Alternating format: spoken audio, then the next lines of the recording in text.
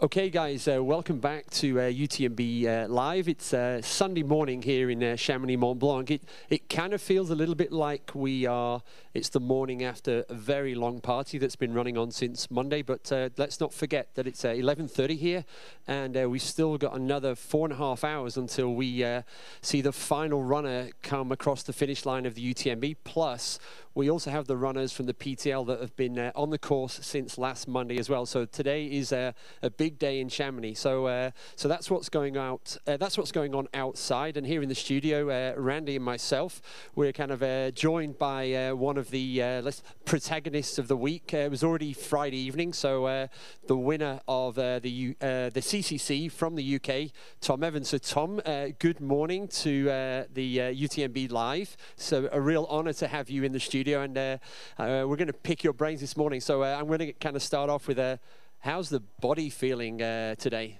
Firstly, thanks for having me.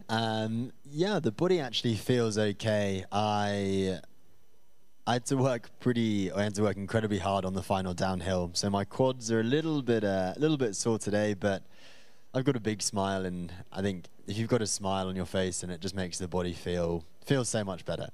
Yeah, no, we've had the honour of watching you from the 9 o'clock start on Friday morning from Courmayeur, and watching you kind of complete the 101 kilometre course. So also now, if anybody didn't know who Tom Evans was before Friday morning, how's your social media feed going since Friday evening when you did that salute at the finish line?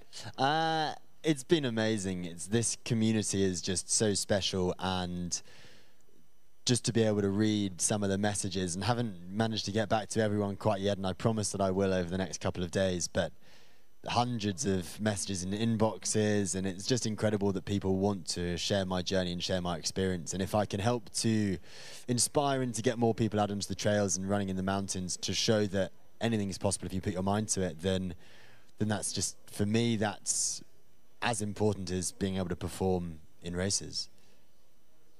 Yes, you're one of the first finishers in the English language, so we were really following you very closely. It was really nice to see you out there. We could cheer for you on the English channel. There's a very international race with many different countries, over 100 countries represented.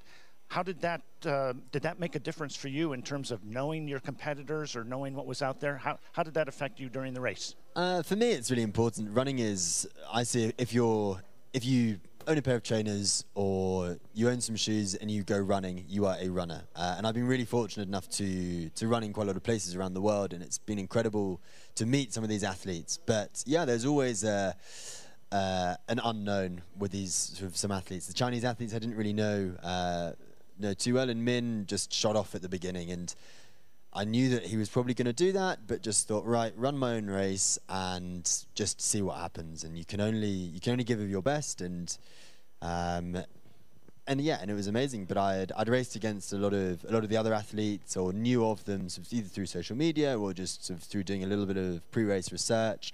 But yeah, it's just incredible, and at UTMB there are just so many different flags, so many different nationalities, and it's great to just spend a little bit of time getting to know some of the people who are so passionate about this sport. And for me, that's so important, as it just makes the whole experience even more special than it already is. When you look back at the race right now, is there a moment that you think, I'm so glad I was out there on the course? This was the point that I was really waiting for.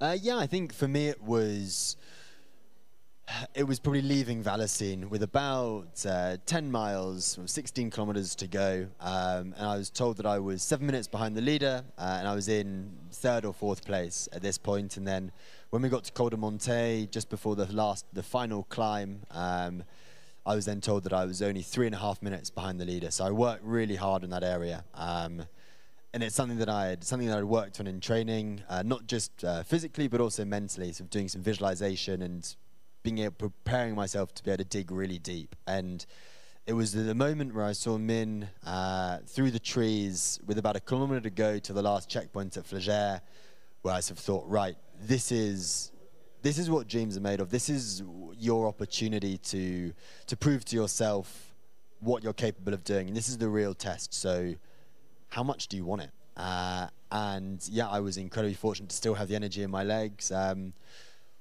And yeah, it was incredibly special. But yeah, leaving Vallecine, ultra running isn't it is an individual sport, but it's all about the team that's behind you. And I was so lucky to have such an incredible crew. Simon Bailiff was my main crew, and also my coach Alison Benton was there. And it was just incredible to have their support that just gave me that mental energy to then be able to go on and just give absolutely everything that I have. So the good thing, Tom, is that everyone at home, anybody that did miss the pass, if you like, and that whole last segment of the course, then they can now watch on UTMB TV, or UTMB Live. They can see that happening. So the actual, because we've been fortunate in a lot of the races this week with the tremendous coverage. So we've had the electric bikes, we've had kind of runners, we've had Seb Chenot with the camera. So we've had even more coverage than ever before. So do you clearly remember, yeah, we saw some races where we had the pass, you know, where you pass, they kind of, is that a moment that you remember vividly, or just one of that whole blur of that last segment of the course? To be perfectly honest, it's probably the only clear moment from the race. I remember, yeah, I know that area really well, right. And I've got some friends who live up that end of the valley, and I'd run on that area a lot. And yeah, with about a kilometre to go before the top of Flagey, about 400 metres before we left the wood, I saw Min, and I'd run the whole climb, which at the time I thought it was a good idea, but I was just so tired, and saw him, and sort of I was like, right, this is your opportunity, just compose yourself. And when I think there's a lot of, yes, ultra running and trail running, you've got to be physically fit, but you've also got to be incredibly mentally strong. And for me, it was when I knew I was going to pass Min, and when I went past him, I was like, right, I need to try and convince him that I feel fresh, and just run and not look at him, not look back, and just focus on me and focus on my race. So yeah, that just gave me the mental strength. And it's something that I've sort of relived in my mind over the last couple of days, and I still can't believe it. It's yeah, what an amazing journey. There's a tremendous amount of people watching, have been watching all of the races this week, and a lot of them perhaps have aspirations to be in the top 10 and kind of achieve what you've achieved this year. So as well as putting the miles in, I'm getting the sense that there's some additional training that's almost around the sports science and the psychology. So how do you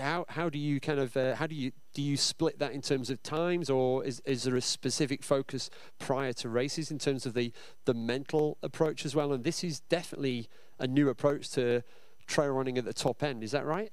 Yeah, I think it is a different approach. I've sort of taken the mentality that I want to be as good as I possibly can be, and have looked at other examples of athletes in other sports, be it track and field or football or cricket, what have you, how all-encompassing sport is. The performance and actually just the running itself only plays a very small part. And I'm incredibly fortunate that in the last 12 months, I've been able to build up a superb support network around me. I'm still a serving officer in the Guards in the British Army, and they've been superb in the support and instrumental.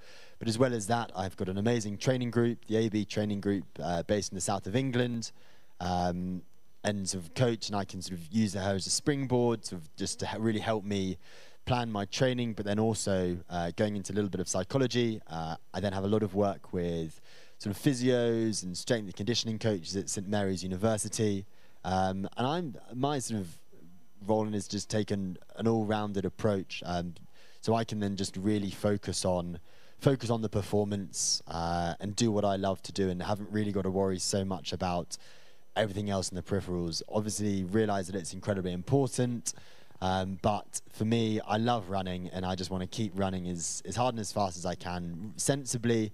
But having that support network around me is so instrumental to this success in CCC. Tom, I have one follow-up to that. You're at the top end of your game right now.